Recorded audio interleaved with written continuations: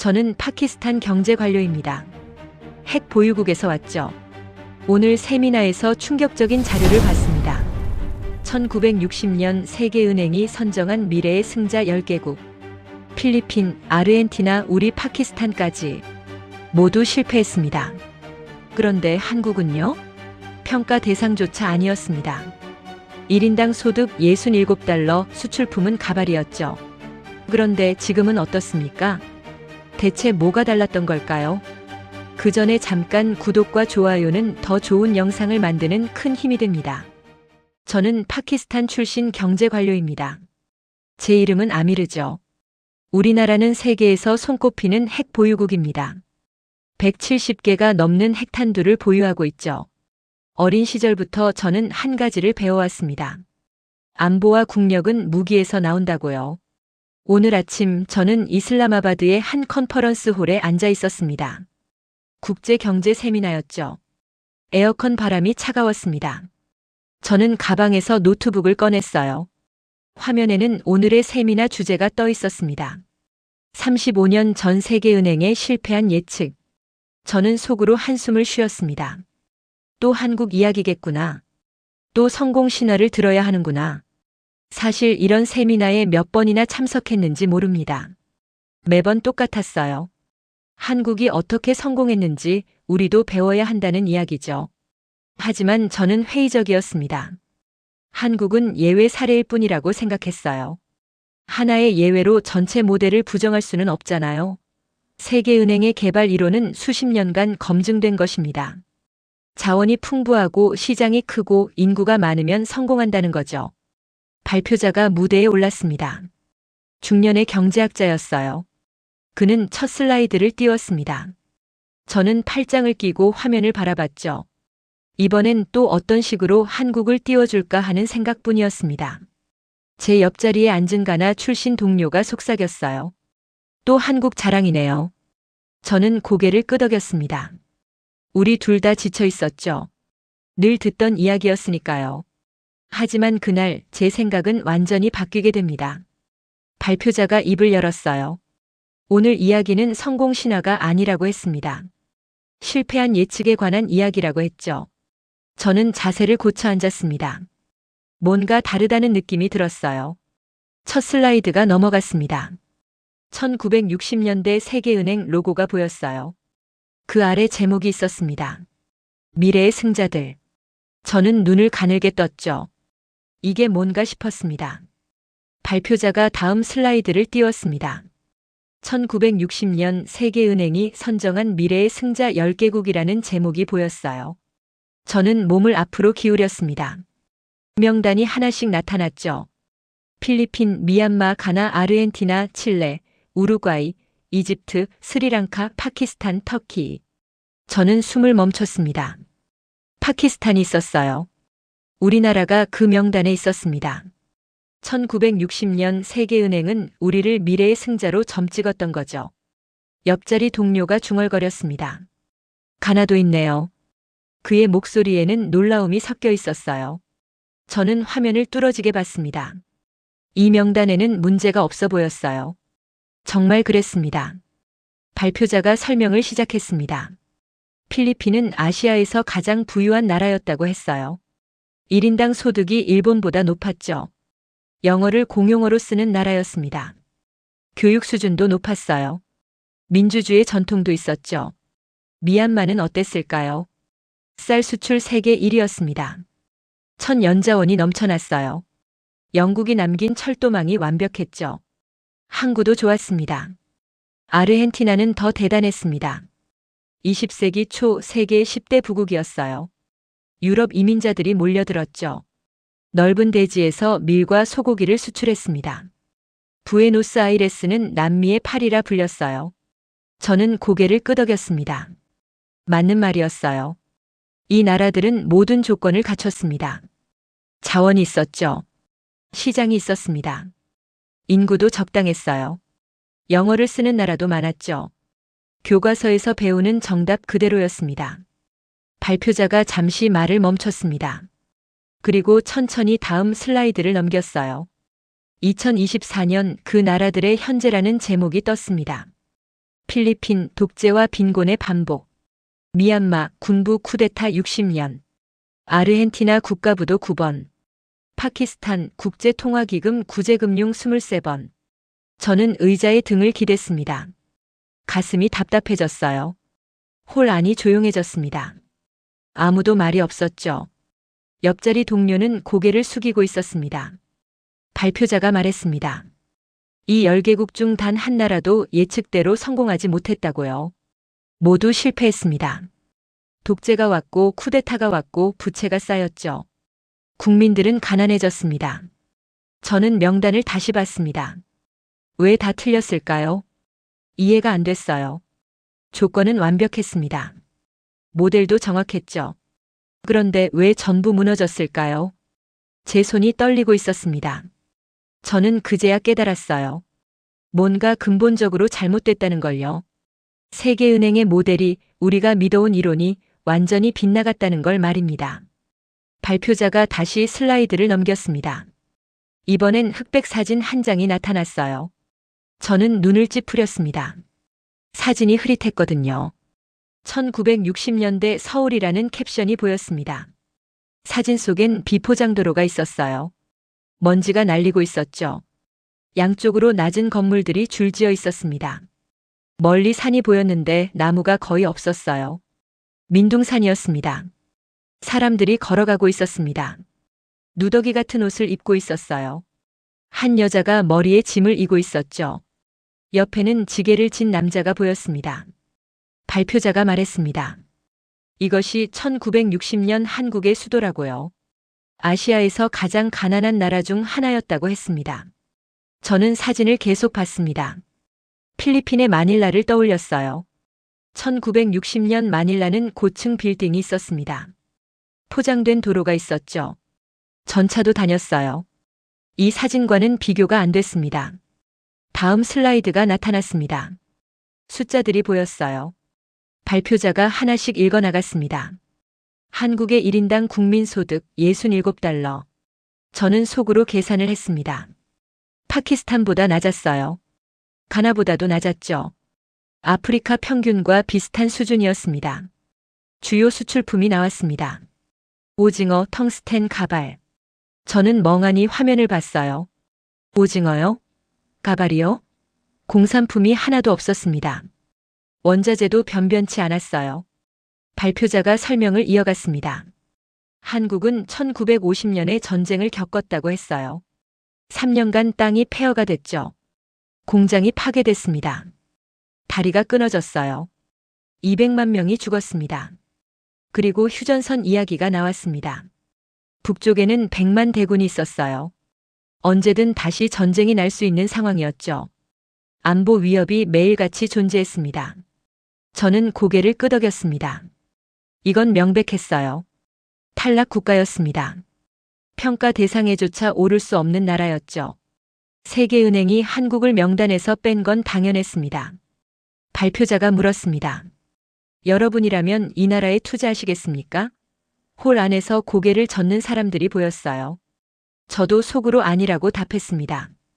자원이 없습니다. 시장이 작습니다. 기술이 없어요. 자본도 없죠. 전쟁 위험은 상존합니다. 어떤 경제 모델로 봐도 희망이 없는 나라였습니다. 저는 안도감을 느꼈습니다. 그래요, 우리 모델이 틀릴 이유가 없었어요. 한국은 애초에 경쟁 대상이 아니었던 겁니다. 조건 자체가 달랐죠. 비교 불가능한 케이스였습니다. 옆자리 동료가 말했습니다. 역시 예외 사례네요.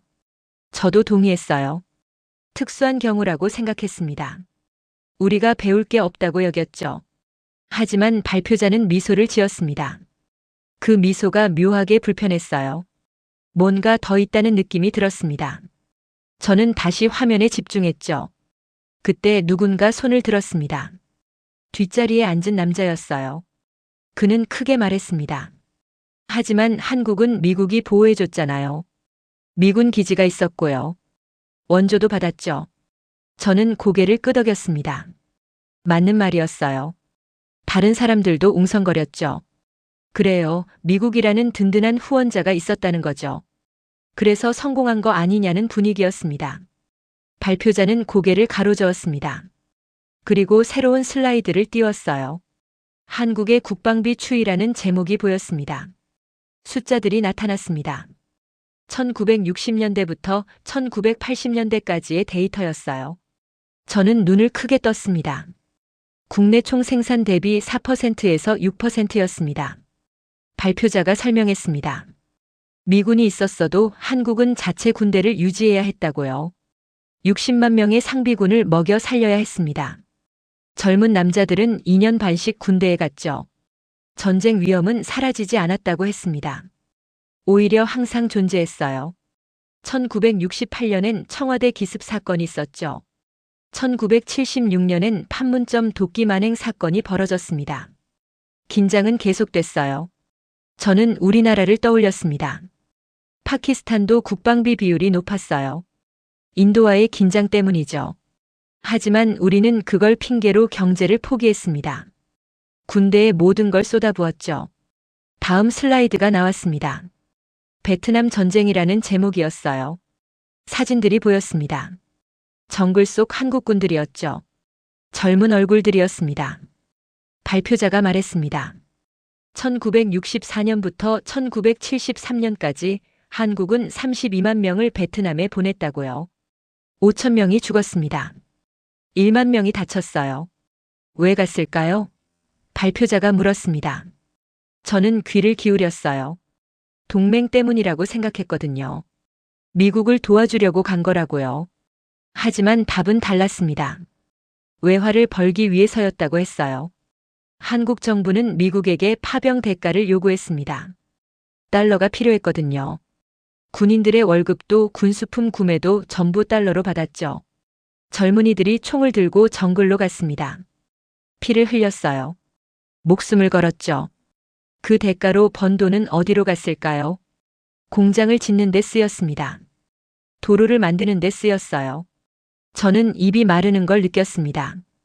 이걸 원조라고 부를 수 있을까요? 공짜로 받은 게 아니었습니다. 피로 산 거였어요. 목숨으로 번 돈이었죠. 옆자리 동료가 중얼거렸습니다. 이건 거래였네요. 저도 속으로 동의했습니다. 거래였어요. 그것도 가혹한 거래였죠. 발표자가 말했습니다. 미국의 원조를 받은 나라는 많았다고요. 필리핀도 받았습니다. 파키스탄도 받았어요. 하지만 결과는 달랐죠. 원조만으론 설명이 안 된다는 겁니다. 저는 의자에 깊숙이 앉았습니다. 공짜 성장이라는 프레임이 무너지고 있었어요. 한국은 공짜로 얻은 게 없었습니다. 모든 걸 값을 치르고 샀죠. 발표자가 또 다른 사진을 띄웠습니다. 흑백 사진이었어요. 어두운 터널 속이 보였습니다. 광부들이 서 있었죠. 헬멧을 쓰고 있었습니다. 독일 루르 지방의 탄광이라는 설명이 나왔습니다. 지하 1000m였어요. 저는 숨이 막히는 느낌이 들었습니다. 1000m요. 땅속 깊은 곳이었죠. 발표자가 말했습니다. 1960년대 한국의 젊은이들이 독일로 갔다고요. 광부로 일하러 갔습니다. 간호사로 일하러 갔어요. 다음 사진이 나왔습니다. 줄지어 선 젊은 남자들이 보였어요. 양복을 입고 있었습니다. 가방을 들고 있었죠. 출국하는 모습이었습니다. 이들 중엔 대학을 나온 사람도 있었다고 했습니다. 저는 놀랐어요. 대학 졸업자가 광부로요? 발표자가 고개를 끄덕였습니다. 그래요. 그만큼 절박했다는 겁니다. 독일 병원 사진이 나타났습니다. 흰 가운을 입은 한국 여성들이 보였어요. 간호사들이었습니다. 20대 초반으로 보이는 얼굴들이었죠. 발표자가 설명했습니다. 이들은 독일어를 배웠다고 했어요. 6개월 만에 배웠습니다. 그리고 병원으로 갔죠. 밤낮으로 일했습니다. 다음 슬라이드는 중동이었습니다. 사막 한가운데 건설 현장이 보였어요. 뜨거운 태양 아래 남자들이 일하고 있었습니다. 한국 건설 노동자들이었죠. 1970년대 중동 건설 붐이라는 제목이 떴습니다. 수십만 명이 중동으로 갔다고 했어요. 사우디아라비아, 쿠웨이트, 이라크로 갔습니다. 50도가 넘는 더위 속에서 일했죠. 저는 화면을 계속 봤습니다. 탄광, 병원, 사막. 모두 고통스러운 장소였어요. 젊은이들이 자신의 땅을 떠나 고생한 거였습니다. 발표자가 물었습니다. 그들이 번 돈은 어디로 갔을까요? 홀 안이 조용해졌어요. 저는 대답을 기다렸습니다. 화면에 세 가지 선택지가 나타났습니다. 소비, 부동산 투기, 산업시설. 발표자가 하나씩 지워나갔어요. 소비에 X 표시가 그어졌습니다. 부동산 투기에도 X가 그어졌죠. 마지막 하나만 남았습니다. 산업시설. 체크 표시가 나타났어요. 발표자가 말했습니다. 공장을 지었다고요. 도로를 만들었습니다. 발전소를 세웠어요. 저는 멍하니 앉아 있었습니다. 그리고 문득 깨달았어요. 우리나라도 해외 노동자가 많았습니다. 중동에 갔었죠. 영국에도 갔었어요. 그들도 고생했습니다. 땀을 흘렸죠. 돈을 벌었어요.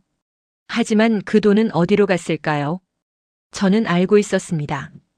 집으로 갔어요. 땅으로 갔죠. 부동산 가격이 올랐습니다. 사람들은 더 큰 집을 샀어요. 투기를 했죠. 공장은 늘지 않았습니다. 도로는 그대로였어요. 저는 주먹을 쥐었습니다. 같은 고통이었습니다. 하지만 선택이 달랐어요. 한국은 미래를 샀고 우리는 현재를 샀습니다. 그 차이가 지금을 만든 거였죠. 발표자가 다음 슬라이드를 띄웠습니다. 거대한 용광로 사진이 나타났어요. 붉은 쇳물이 흘러내리고 있었습니다. 불꽃이 튀고 있었죠. 포항제철소라는 글자가 보였습니다. 저는 그 이름을 알고 있었어요. 세계적인 철강 회사죠. 하지만 그 시작은 몰랐습니다. 발표자가 말했습니다. 1960년대 한국 정부가 세계은행을 찾아갔다고 했어요. 제철소를 짓고 싶다고 했죠. 돈을 빌려달라고 요청했습니다. 세계은행의 답변이 화면에 나타났습니다. 거절. 큰 글씨였어요. 저는 그 이유가 궁금했습니다. 발표자가 설명했습니다. 세계은행은 세 가지를 지적했다고 해요. 첫째, 시장이 너무 작다. 한국의 철강 수요로는 채산성이 없다는 거였죠. 둘째, 기술이 없다. 제철소는 고도의 기술이 필요한데 한국엔 그게 없다고 했습니다. 셋째, 자본이 부족하다. 막대한 돈이 드는데 한국은 가난하다는 거였어요. 저는 고개를 끄덕였습니다. 합리적인 판단이었어요. 경제학적으로 타당했죠. 없는 돈으로 안 될 사업을 하려는 건 무모한 짓이었습니다.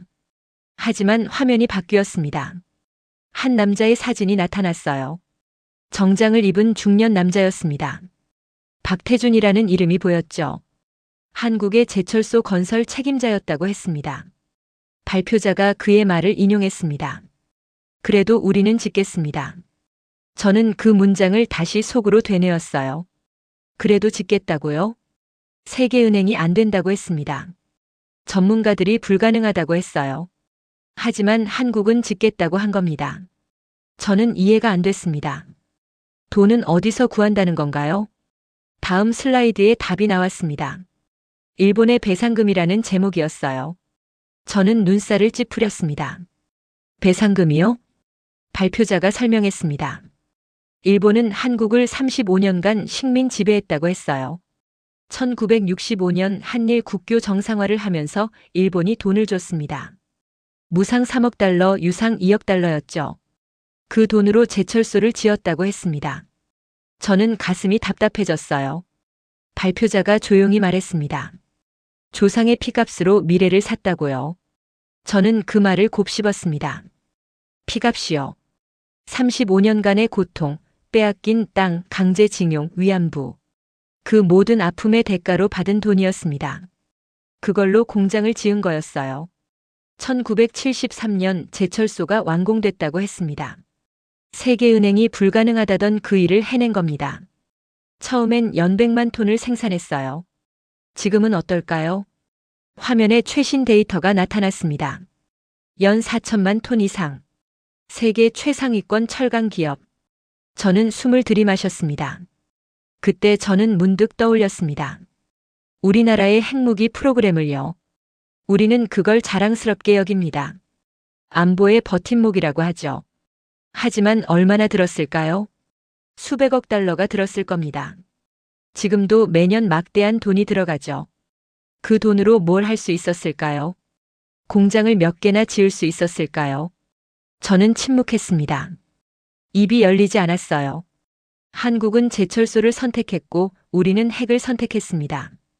그게 지금의 차이를 만든 거였죠. 발표자가 다시 사진을 띄웠습니다. 이번엔 도로였어요. 아니, 도로 건설 현장이었습니다. 수백 명의 사람들이 보였어요. 곡괭이를 들고 있었습니다. 경부고속도로 건설 현장이라는 제목이 나왔습니다. 1968년이라고 했어요. 저는 화면을 자세히 봤습니다. 중장비가 거의 없었어요. 사람들이 맨손으로 산을 깎고 있었죠. 발표자가 숫자를 제시했습니다. 1968년 한국의 자동차 등록 대수 3만 대. 저는 속으로 계산했습니다. 인구 3천만 명의 차가 3만 대요?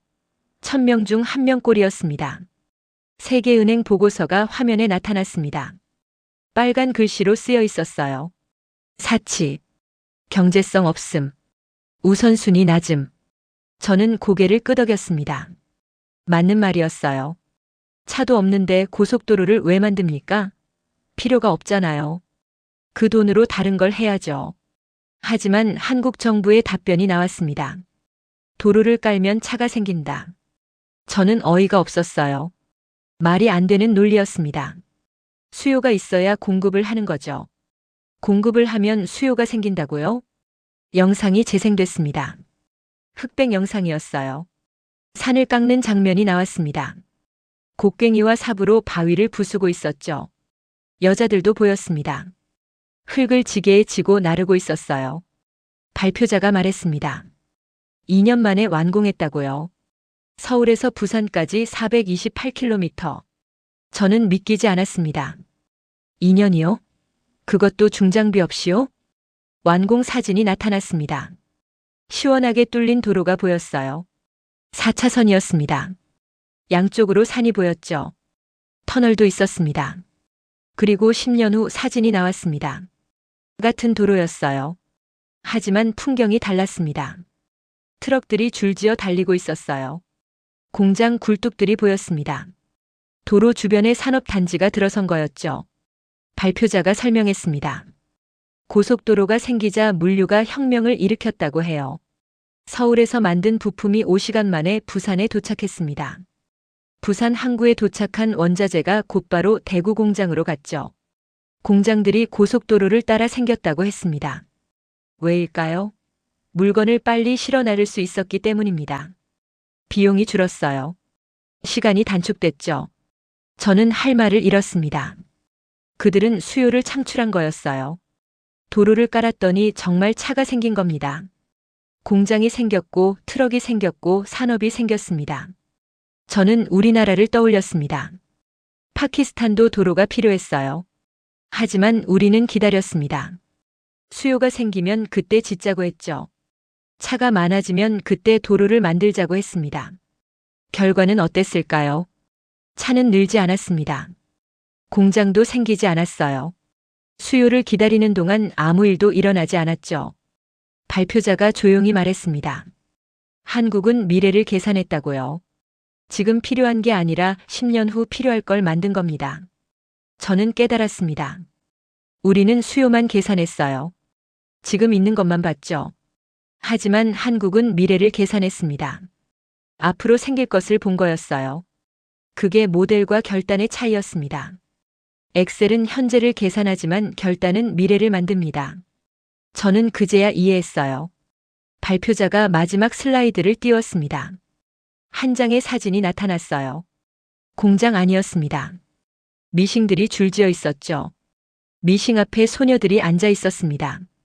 15, 16쯤 되어 보였어요. 교복 같은 옷을 입고 있었습니다. 고개를 숙이고 재봉질을 하고 있었죠. 1970년대 한국의 섬유 공장이라는 설명이 보였습니다. 저는 그 어린 얼굴들을 봤어요. 제 딸과 비슷한 나이였습니다. 발표자가 말했습니다. 이들은 중학교를 졸업하고 공장에 왔다고 했어요. 가족을 먹여 살리기 위해서였죠. 아침 7시부터 밤 10시까지 일했습니다. 다음 사진이 나왔습니다. 같은 소녀들이었어요. 하지만 장소가 달랐습니다. 교실이었죠. 칠판이 보였고 책상이 있었습니다. 야간학교라는 제목이 떴습니다. 발표자가 설명했어요. 공장이 끝나면 학교로 갔다고 했습니다. 밤 10시 넘어서 공부를 시작했죠. 졸음을 참으며 교과서를 폈습니다. 왜 그랬을까요? 저는 궁금했어요. 너무 피곤했을 텐데요. 그냥 자면 안 됐을까요? 한 소녀의 일기가 화면에 나타났습니다. 발표자가 천천히 읽었습니다. 내 동생은 나처럼 살면 안 된다. 동생은 대학에 가야 한다. 그러려면 내가 더 벌어야 한다. 그러려면 내가 더 배워야 한다. 저는 가슴이 먹먹해졌습니다. 자기 동생을 위해서였어요. 다음 세대를 위해서였죠. 자신은 포기했습니다. 하지만 동생만큼은 다른 삶을 살게 하려던 거였어요. 발표자가 물었습니다. 이 결심을 엑셀에 넣을 수 있습니까? 이 마음을 경제 모델로 계산할 수 있습니까? 저는 대답할 수 없었습니다. 없어요. 넣을 수 없습니다. 어떤 공식도 이걸 설명할 수 없죠. 발표자가 천천히 말했습니다. 세계은행은 자원을 계산했다고요. 시장 규모를 계산했습니다. 인구를 계산했죠. 하지만 이걸 계산하지 못했습니다. 한 세대가 다음 세대를 위해 자신을 내려놓는 선택을요. 저는 눈을 감았습니다. 그리고 고백했어요. 속으로 말했습니다. 파키스탄은 핵을 선택했다고요. 우리는 170개의 핵탄두를 만들었습니다. 그게 우리의 자랑이었죠. 하지만 한국은 공장을 선택했습니다. 학교를 선택했어요. 도로를 선택했죠. 젊은이들을 독일 탄광에 보내면서도 그 돈으로 미래를 샀습니다. 저는 깨달았습니다. 핵 170개보다 무서운 무기가 있다는 걸요.